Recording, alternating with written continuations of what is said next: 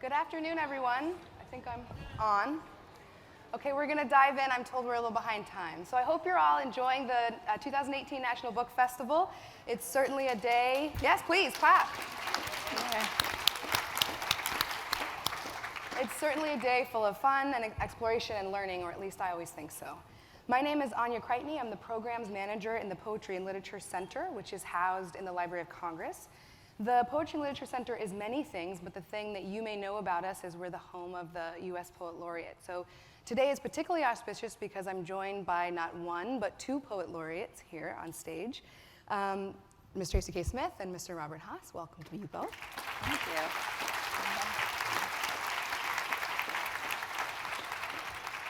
So just so we get the formality out of the way, I'll read a brief bio for you both. Robert Haas was born in San Francisco, California. He is the author of 9 poetry collections, including Field Guide, Praise, Sun Under Wood, Time and Materials, Poems 1997 through 2005, and his newest collected, Apple Trees at Olema. He is a Pulitzer Prize and National Book Award winner, among many others.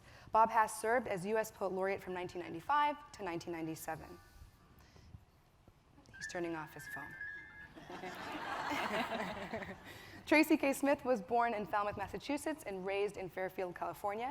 She's the author of 4 books of poetry, including Wade in the Water, Life on Mars, winner of the Pulitzer Prize, Duende, and The Body's Question. She's also the author of a memoir, Ordinary Light, finalist for the 2015 National Book Award. Tracy was reappointed U.S. Poet Laureate in March of this year by our current Librarian of Congress, Dr. Carla Hayden. So again, please, one big round of applause for our pair.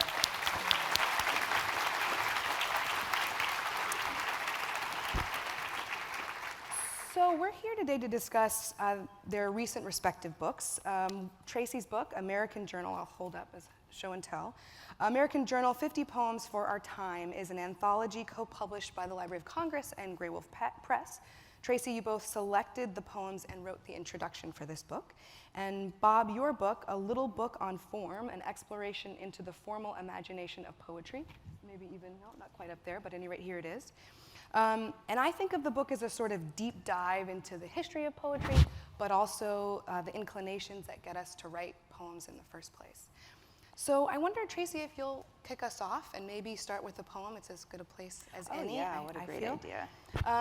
Perhaps you could read from American Journal and a poem by Vivi Francis on page 17. If you can borrow my book. Okay. Sugar and Brine, Ella's Understanding. Daddy slaughtered the hog right there in the side yard, and it hurt to see it, but that won't stop me from eating. Come Thanksgiving, I'll dip a bit of ham in Jackson's ribbon cane syrup and pop it inside a biscuit. When it's time to celebrate, something dies. When something dies, we take it with the sweet. Take my cousin Gerald. He left us last summer, a tractor accident. We were cousins by marriage, but friends by choice. So I cried more than when I broke my leg jumping off the front porch. Bones snapped clean through. After the funeral, as the Lord is my witness, those were the best potato pies I ever had. Yesterday, where the yellow pines meet the creek, that boy on the other side of the property line helped bring his daddy's cattle in. I watched him watch me, standing in a field littered with cow's corn, my head tilted just enough to let him know I was curious. He left a scarlet ribbon tied to the barbed wire. My heart skipped quicker than a swallow's when I found it. Now I'm wondering what throat's going to open. I need to warn him. The wheel never rusts, never stops. Thank you. It's Vivi Francis.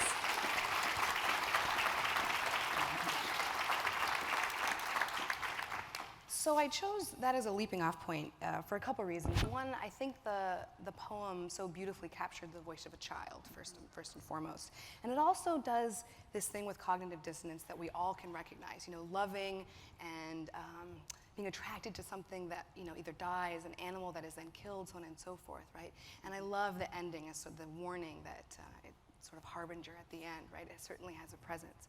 But I also chose it because the poem is, in a way, easy to penetrate. And I know that the poems that you chose for this book were intentional. And so I wonder if you can talk a little bit about the assemblage of the book and what you were trying to capture with the project. Sure. I agree with you about Vibey's poem. I think that it's beautiful, it's direct, the vocabulary is clear and familiar, and it touches upon feelings that are troubling, that are sort of subterranean, and it captures a moment of a dawning awareness from a child's perspective. I wanted to find or celebrate poems that allowed you to have an immediate experience. I think all poems are doing a lot of work to facilitate an immediate sense of connection between the reader and the speaker. This anthology is an offering, as I see it, to people who love poetry and might want to think about how poems can show us different things about ourselves, about life in this country, about language. But I also wanted it to be an offering for someone who might have a little bit of anxiety or apprehension, having perhaps been told that one must have a vigorous vocabulary of literary terms and knowledge of literary history, that reading poetry is about sleuthing something out. I wanted to put all of that to rest for somebody and say, you can read this poem, hear it speak to you, feel certain visceral feelings activated without needing to name the poetic devices. So I hope it's a book that will bring poetry to immediate life for a reader. Certainly did for me. Well, you mentioned life in this country, and in the introduction, you tell us that the title of the whole thing is borrowed from a Robert Hayden poem. And Robert Hayden, of course, was the first African-American U.S. Poet Laureate, so it's a nice homage there.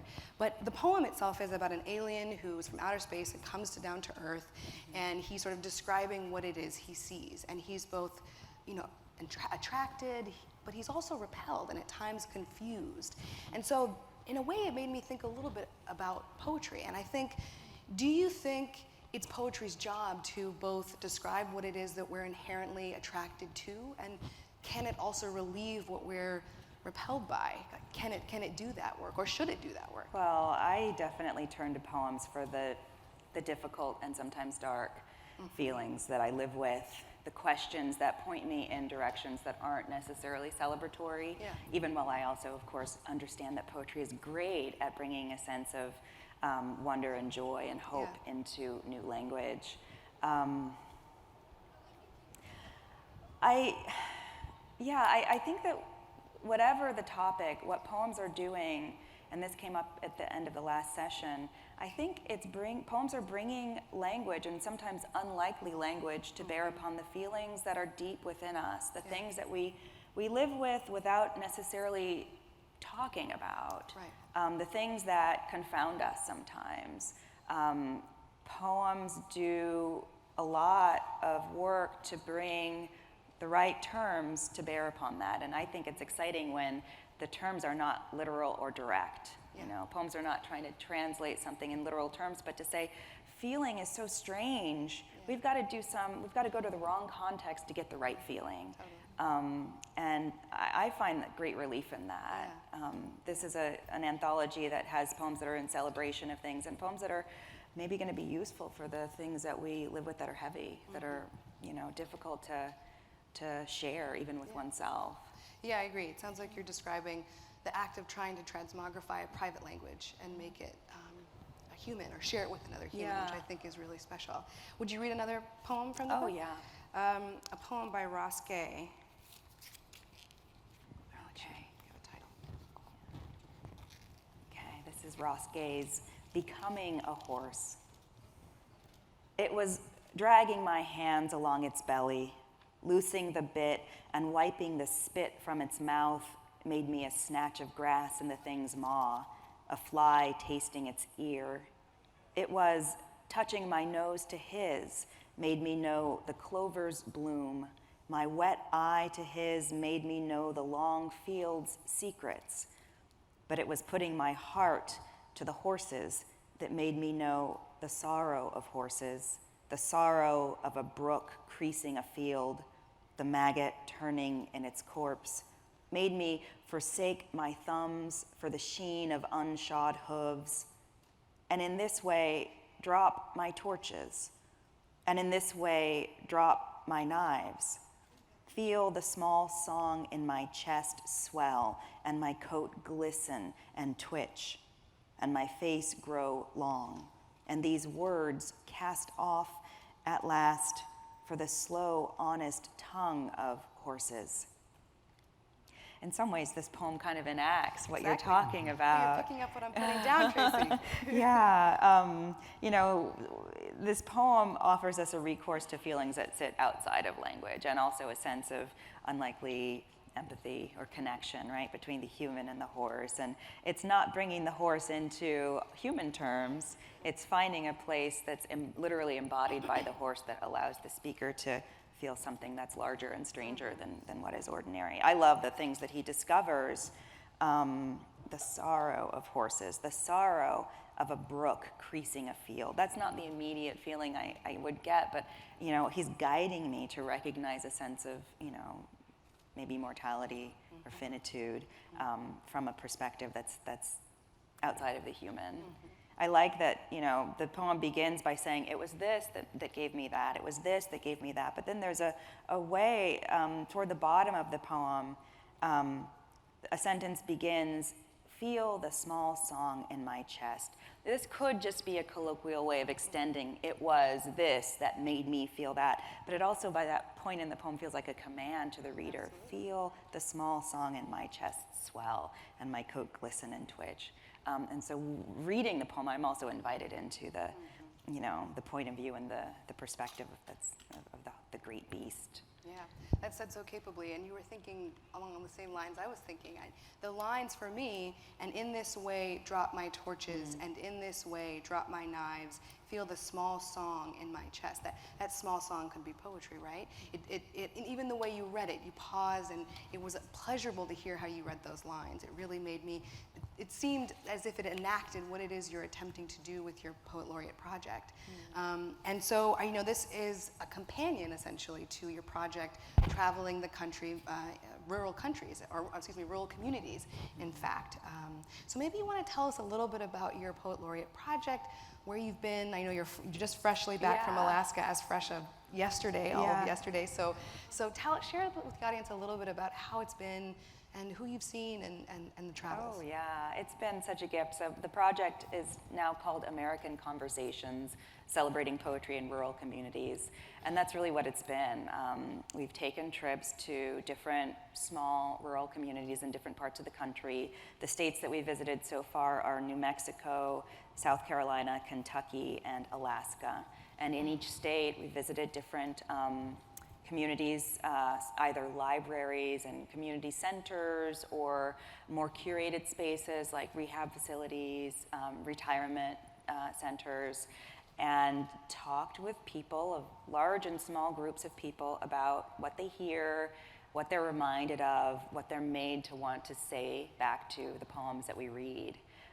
So now that this book is in print, it feels almost like I said this, it feels to me like a hymnal or something. When having grown up going to church, we have something that we can open together, read the poems together, and then say, okay, what do you notice? Where can we go from here?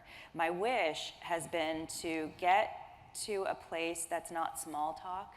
As an outsider in a community where many people know each other, I want to talk about what's real. And I think a great way of leaping into that is to have the vehicle of the poem, to say, oh, I hear my mother's voice in this poem. I'm thinking in the Vivi Francis poem about when I began to recognize what loss was. This is how that happened. And so suddenly the poems are allowing us to open up different interior spaces. And it's exciting to me that that happens. It's not just a wish. That the conversations about poems are not really that different from place to place. And that readers, no matter who they are, when they listen willingly and carefully to a poem, they make it useful for where and who they are. So a poem that is ostensibly about family or about love can be useful to someone who's wrestling with questions of addiction, can be useful to someone who's dealing with loss. In the same way that when we look at abstract designs, we often, as humans, see human faces. Mm-hmm. I think a poem invites the same kind of involuntary work in a reader, and it's been exciting to learn different things about poems that I like. So it sounds like people have dropped their torches and their knives and had a conversation. So how have the trips affected you and your learning about yourself? You're talking a lot about how poetry can be a vessel to have a conversation with others, but has it changed your conversation with yourself? Well, yeah. I love the feelings that I get. There was something so beautiful about visiting. In Alaska, we visited a veterans and pioneers retirement center because there are many people who were part of the homesteading movement in Alaska who came and cleared or worked the land for a period of years, and now they've retired with the sponsorship, I guess, of the state. So there were people that were speaking actively, but there were many people in the room that were not verbal.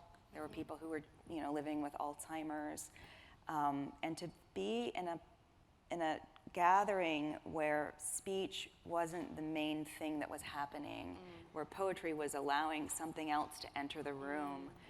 A lot of people use the word humbled, but it was humbling in a really beautiful way to realize something's happening and it's not going to announce itself. I have a lot to think about. I feel sort of gifted by the different reactions and the fearlessness of people and coming into a space where maybe they're not as used to thinking and talking about poems, but being willing to just let something happen. And of course, I've seen some really incredibly beautiful parts of the country, and gotten a little glimpse or even description about what life there is driven by or characterized by. That sounds beautiful. Bob, I want to bring you into the conversation. Does all this talk about laureateship bring you back to your 2 terms as U.S. Poet Laureate? Yes. Yes. Good, short answer. And anything else? What does it call up for you as you're hearing Tracy describe this unique time in very few people's lives to be the U.S. Poet Laureate? Yeah, well, the job is odd. Yes, we were talking about it beforehand, that you're given this title and you suddenly get a whole bunch of projections that you didn't get before. I had been going around the country, poets of our generations did, reading poems, but then you're called Poet Laureate and someone comes up after the reading and say, "Would you hold my baby so I can take a picture of you?" That hadn't happened before. So there was that experience and the puzzle of what to do with this, to talk to the world about this art we love, find a way to take whatever shine comes with the title and shine it back on people. I thought about spending a week in the middle of winter in the school in Chicago run by Catholic nuns for everybody who's been kicked out of every other school. When I got the job of being Poet Laureate, I thought, oh my God, what do I wear, Right, the practical questions. Thoreau thing, beware anything that requires new clothes, but I bought one of those heavy black overcoats that congressional aides wear on the metro, and I put it on, and I was in Chicago, and there was a young woman in the audience just kind of looking at me, and I was blah, blah, blah, blah, blah. And it was unnerving, her gaze. And I said, "Gloria, what are you thinking?" And she said, "I'm thinking your world, my world." So you learn things from that experience. A school in Houston, not far from George and Barbara Bush's house, where most of the students, this school named after Longfellow, are Salvadoran refugees, being taught by a very dedicated African-American teacher who, trying to figure out how to include the parents who were mostly illiterate into the conversation, started a garden of native plants and of vegetables, because that was what the parents were really good at. And I got to spend afternoon. This was funded by Shell in Houston. I got Shell oil. Surprising. About which I have complicated feelings. Yes, I imagine. But she had figured a way to make the kids proud of their parents That's lovely. while teaching them what healthy eating is and how to do things with their hands. Anyway, it was a great gift in that way to have so many experiences that I never would have had otherwise. That's beautiful. You mentioned school-age children in this beautiful scene that you're describing here in Houston. Your Poet Laureate project, River of Words, was really for children, was from kindergarten all the way up until 12th grade. What does that bring up for you now? It was a project. Well, maybe you can describe what it was. Well, River of Words was a project to just try to get into the schools every year for children, occasions to make art and to write poems about their immediate environment, whatever it was. And at that time, for example, in schools of education, there were no programs about environmental education. That's changed since. But so at the time we started to do that, to get the kid, and the program continues today. There are thousands of school kids who get out their art supplies or get out their paper and pen and write poems. So that, I think it was a useful thing to do. Yeah. Especially since it continues. Well, you know, it's funny, in the previous event just before this one, I think it was Patricia Lockwood or someone was talking about time being nonlinear. And so in preparation for this conversation, I listened back to your inauguration as U.S. Poet Laureate, and you closed the whole reading with a somewhat unusual poem called Shame, an Aria. And I was so moved. I mean, it's not a canonical Bob Haas poem, at least I don't think of it that way. But I was so moved, and I wonder if you would read it for everyone. And if you can say no and read something. No, that, I will be happy to Okay, read it. thank you. But thank you. This is quite a pleasure for me. Poems that follow you around like some embarrassing pet animal. Like, this is one of them. My students say, are you going to read your nose-picking poem? Just so I give you a clue to what it's about. This is Shame, an Aria.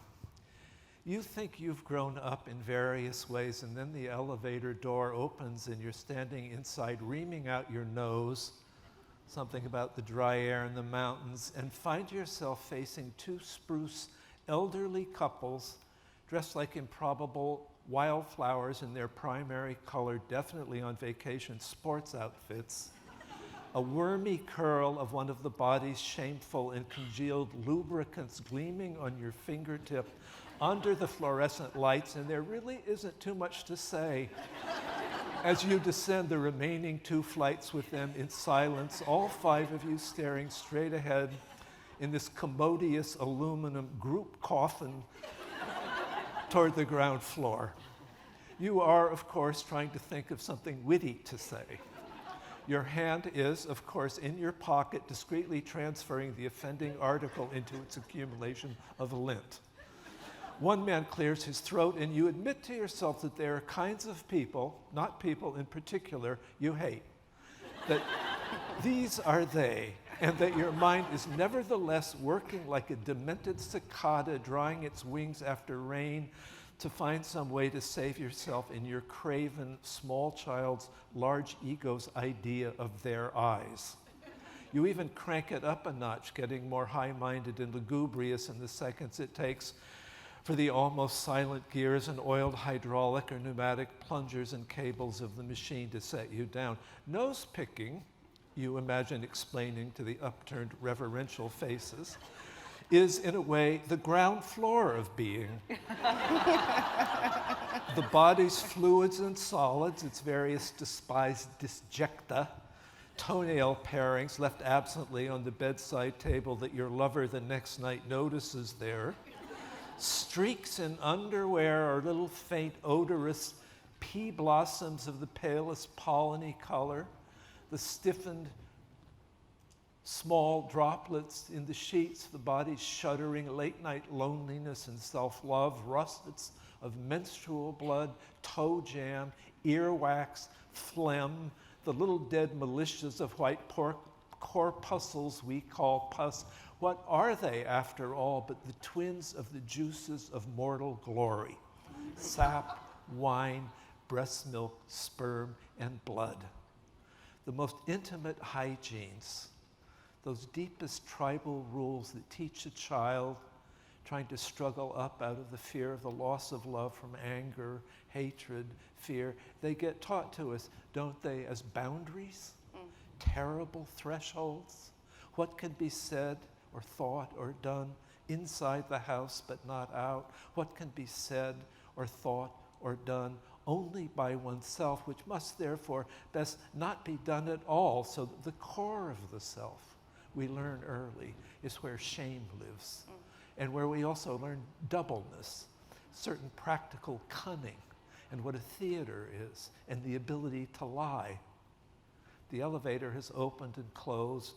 The silver-haired columbines of the mountain are murmuring over breakfast menus in a room full of bright plastic somewhere, and you, grown up in various ways, are at a typewriter thinking of all the slimes and jellies of decay, thinking that the zombie passages, ghoul corridors, radiant death's head's entries to that realm of terror claim us in the sick middle of the night sessions of self-hatred and remorse, in the day's most hidden, watchful self, the man not farting in the line at the bank, no trace of discomfort on his mild, neighbor-loving face, the woman calculating the distance to the next person she can borrow a tampon from while she smiles attentively into this new man's explanation of his theory about deforestation, claims us also by seepage in our lies, small malices,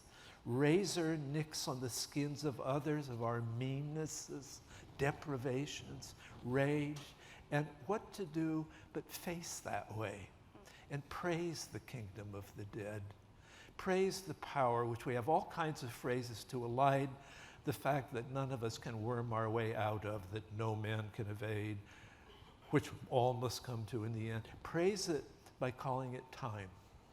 Say it is master of the seasons, mistress of the moment of the hunting hawk's sudden sheen of great brown gleaming in the morning sun, the characteristic slow gesture, 2 fingers across the cheekbone deliberately, of the lover dreamily oiling her skin in this moment, no other, before she turns to you the face she wants you to see, and the rest that she hopes, when she can't keep it hidden, you can somehow love, and which, if you could love yourself, you would.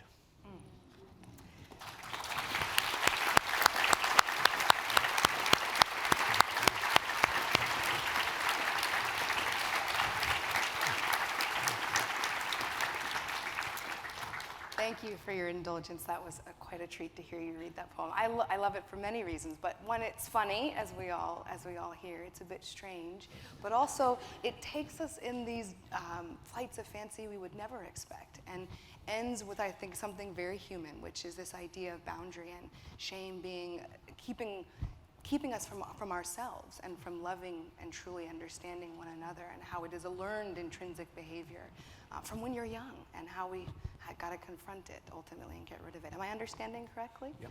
Okay, good. My close read is accurate. Well, thank you for sharing with us. That was an absolute pleasure. Let's turn to a little book on form. It's a reference text, but it's unique in its being a reference text. I think of it as almost like a notebook, a notes toward describing form. Maybe you can talk a little bit about its assemblage and the inclination to write the book. Yeah. Well, that book happened in a funny way because I was invited to be a visiting professor. Right.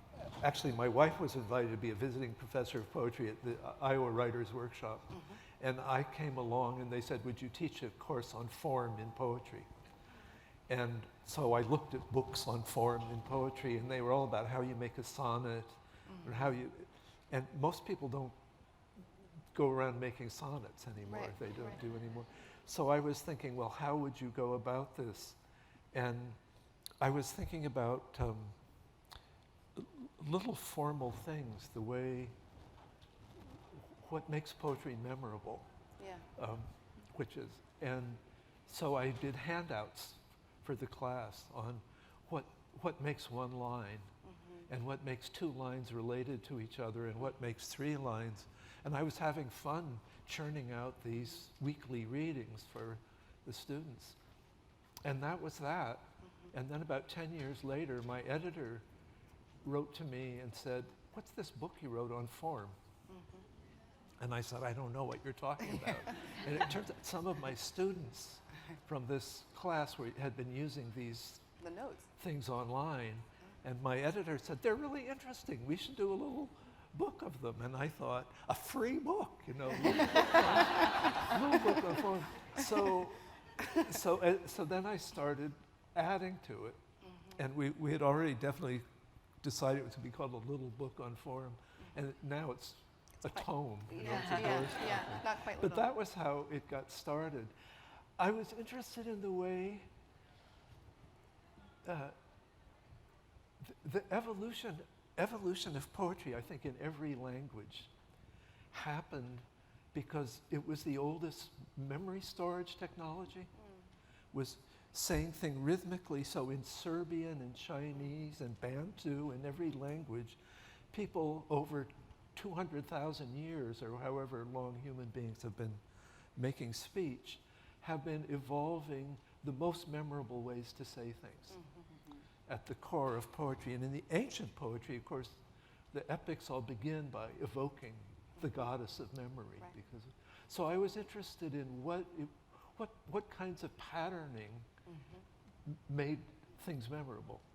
So that, and then I thought, what is the difference between grief poems and praise poems? Do they have different rhythmic patterning? So I wanted to go back as far as I could. So, which for us is the event horizon is literacy in these different languages. And if you look across all the earliest poems that got written down are prayers in one way or another. And they have particular rhythmic patterns. And so, anyway, it was incredible fun to be suddenly trying to explore and give examples of reading from that sense of the art. It was fun to read. It's unlike what many reference texts I've read in terms of form, which is to say something what you were describing, Tracy, that does poetry a disservice, which is to say, you know, a sonnet is this, or this particular metrical pattern makes XYZ poem successful, so on and so forth. Instead, as you're describing, it seems like you were interested in what I think you call these sort of essential gestures and its relationship to imagination. Can you talk about imagination and how that also is part of the whole mixture? When I was thinking about this, my daughter and her kids were with us for a period in the summer. And my grandson got up in the morning and sat on my lap, and we read the comics for a bit. And then he said, "Grandpa," he spoke quite early, but he said, "Grandpa, if when my folks get up, they want to go to the bakery, you can come?" And I thought, form and desire. He's already figured out a conditional. Right. Yeah. And he's figured out how to use it to get to sugar. To getting what he wants. It's And powerful. I thought, that's what I've been after. Yeah. Oh, that's great. That's great. So, tell us a little bit about how understanding the imaginative playground makes us a better reader or a better writer. And Tracy, feel free to answer that question too, either of you. What would you say, Tracy? Well, I would say that I'm always interested in why it would make sense to turn to a particular form. What does the particular form feel like it could be an adequate container for, and what can it teach me about the feelings that want to get addressed? And so instead of thinking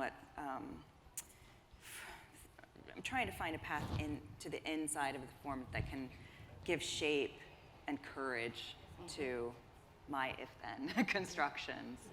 And that's what I ask my students to think about too. Why would you write a sonnet? What could it help you to do? And I'm asking for real because I want to know the answer to the question. Right. I'll say, well, I guess if I want to think about, investing in something and then finding my way through it to something different, a counterintuitive take on it, then I might use that form. And then form becomes a vocabulary for grief or desire or whatever other feeling emerges.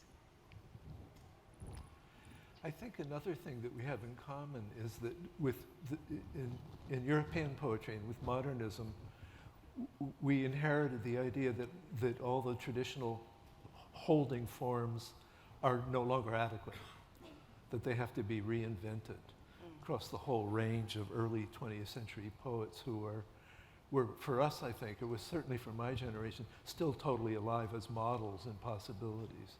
So there's also the injunction to reimagine what those shapes, shape of grief, shape of satiric anger, shape of desire are and how to use them. I was thinking, listening, Ross's poem is gorgeous, and in one way, it's a completely traditional song. It's written in the first person. It narrates an experience. In the last lines, it tells you the meaning of the experience. You can kind of pick out the beginning of that kind of poem in the 1790s. Wordsworth goes out into the woods and has an experience. The I goes out and has a significant experience. Poem is the very form of song that we've inherited. And you can work in it as he does in this one and do gorgeous things. And a lot of poets are trying to do, you can break it up and try to figure out what's next after that. And that work of imagination for a writer is figuring out how to get out beyond your comfort zone. Which in my experience is often a disaster, Oh, okay, you can't. But you have to keep trying, or life will make you try. Yeah, I've been told more than once that you can't do anything in a poem that you couldn't do yourself, right? And it seems similar to what you're describing, that it's an attempt to keep going and to keep pushing and to keep pushing past one's boundary. Does that seem accurate to you? It is, from my experience of translating, I spent 25 years helping my neighbor, Czeslaw Milosz, the great Polish poet, turn his poems into English. And so I got to watch this 30, 40-year body of poetry as it evolved and changed. And also from other poets that I've studied, where you just, either because I've agreed to write something or just because I love them and want to understand them, you get to see that every poet has a certain range of modes they can use to get at what they're getting at. And it's made me less uncomfortable with the fact that there are certain ways I go about things. You have a mode. I don't know if you ever had a feeling like, oh no, I'm writing another Tracy Smith poem. Have you? Oh yeah.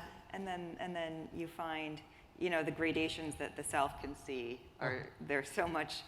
They seem vast, but then what the outside world can see, it's just a millimeter of difference. But to feel emboldened by what seems like a giant step within your own lexicon is enough to keep going, I think. Well, it seems like we're talking around living, a thoughtful, engaging life. And I wonder what you think, how poetry helps us do that. How does it instruct us in that way? Well, I think that I always feel like as a writer, but also as a reader, you get to go to that best self place, and then you come back down from it and you see, okay, but I still yell at people, I still get upset. I still pick my nose. But language is so beautiful because it if you let it, it can lead you beyond what is obvious. It can lead you beyond what you think is true into something that's more deeply true. It's almost like a laboratory for moving around to different perspectives. It certainly urges you to listen to things outside of yourself, even if you think it's your own voice that you're channeling. All of that, I think, is in service of being a better self, being more alive to other people and other things that aren't people in the world, and maybe even more submissive toward them, which I think is important. So put. At least since the Renaissance, anyway, in Europe, that's exactly what poetry has been for. Is for the self talking to the self, the part of you that wakes you up to your life. And that's, in a way, the job of a poet then, that I didn't quite know when I started, is the job is to stay awake, pretty much, so that you're available to this experience. Think of a bookshelf. My daughter, I don't know if she's here, was when she was in high school, she was babysitting at someone's house, and I brought over her books because she had forgot to bring them to do her homework. And she said, "Do you notice anything about this house?" And I said, "What?" And she said, "There's no TV. They're readers." And I went and looked at the bookshelf, and you could tell that there was, one of them was probably a psychotherapist, and one of them maybe was a medical administrator or something, and I saw what novels there were and what history books. One of them liked to read English detective stories. One of them read self-help books, and there were a few books of poetry. Sylvia Plath, Langston Hughes, Auden, Ferlinghetti was the Bay Area. And I thought, that's about right. These are busy people with busy lives. And they're not like me reading poetry all the time. But what poetry is for in their life is that place where you wake up to yourself. You know, do you say, what the hell's going on here? When the noise stops for a minute. Oh, I love that. Yeah, that's nice. And it's no small task to continue to do it. Yeah, that's well put. Well, you mentioned, well, it's funny, your comment about there not being a TV in this house makes me think, is there something that poetry can do that other art forms cannot? That you think that poetry is best suited to do this thing? Or maybe multiple things, I don't know. Well, I think that, a lot of what I value in poetry lives in other forms. I like the way that poetry allows us to stop time, turn it backwards, open things up. Language does that, film does that, but when you're reading a poem, it's just you and the speaker doing on this journey together. I don't know, what else? There's more, but I'm curious about what you would say. I think it can do a lot of, I think it can do some things that film can do. Song is a separate art, is complicated from poetry. Fiction, but the thing that poetry can specifically do is, that belongs to it as an art, is that it comes from the inner voice. Yeah. And it shapes it around things you've thought and felt. And it's more intimate art than any of the others in that way, in the places where I think about myself as a 17-year-old kid in the basement of City Lights bookstore, opening books of poems and seeing people saying things I didn't know you could say. Yeah. It introduced me to myself in a certain way, and I think that's still the deepest power of poetry. The kind of oral poetry that was being described in the last panel, that has to do with communal experience. Yeah, that's what I was going to It has to do with bringing a bunch of people together. Yeah. And it's great, and I love that kind of writing. And in a way, my blah, blah, blah, blah shame is that kind of poem. It can be performed. But the poetry that I love the most is the self-talking in the most intimate way to other people's most intimate selves.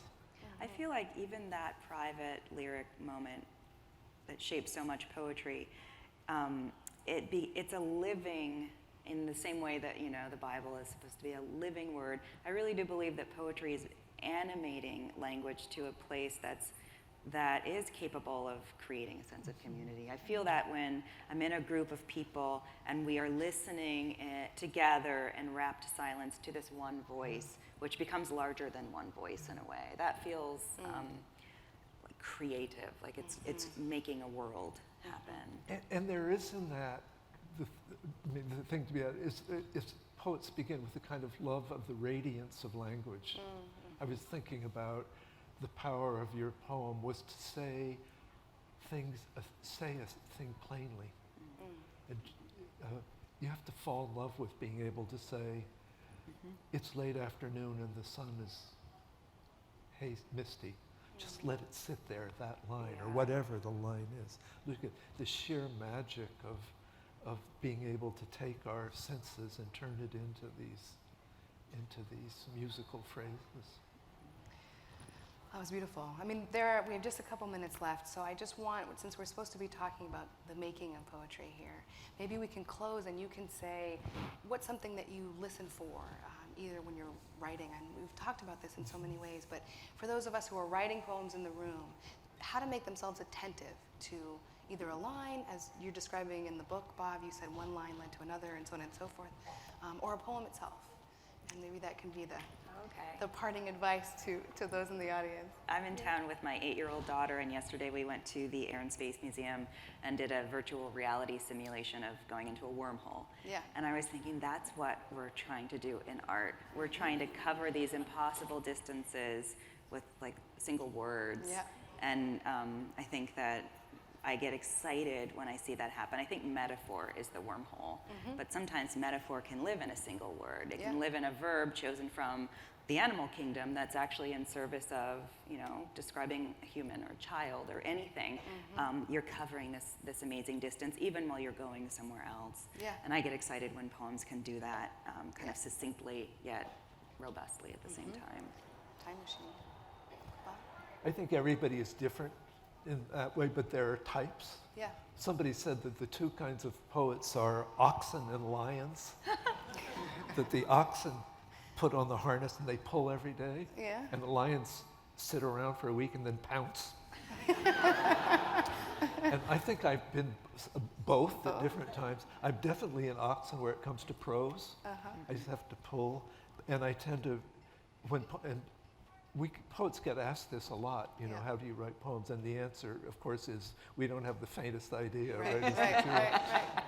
But it certainly begins for me with music, with a disturbance into music of a phrase, of whatever kind of phrase that suddenly sounds like an entry. Yes? Yeah, oh yeah. An entry, yeah. Well, I think we can all relate to that. Well, it's been an absolute pleasure to talk to you both. Our time is up already. Well, thank you so much. Thank you.